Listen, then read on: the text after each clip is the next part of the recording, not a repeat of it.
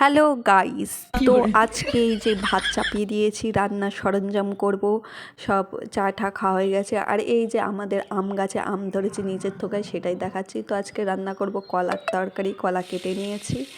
তো নর্মালি যেইভাবে রান্না করা হয় সেইভাবেই রান্না করব। গরম যেহেতু পড়েছে, এখন এরকম মাছের ঝোল খাওয়াই শরীরের পক্ষে ভালো। তো আমরা এরকম করেই রান্না করি। তো তাই যাই হোক, কালকের শোল মাছ ছিল, সেই মাছ দিয়ে কলার তরকারি রান্না করব আর টক ডাল করব।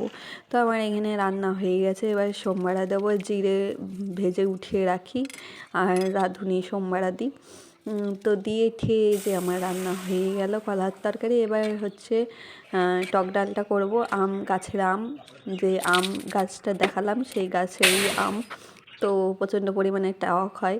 তো যাই হোক, আমার রান্না শেষ, কমপ্লিট। তো আজকে ছেলের পরীক্ষা রয়েছে, ইংরাজি পরীক্ষা কালকেও ছিল।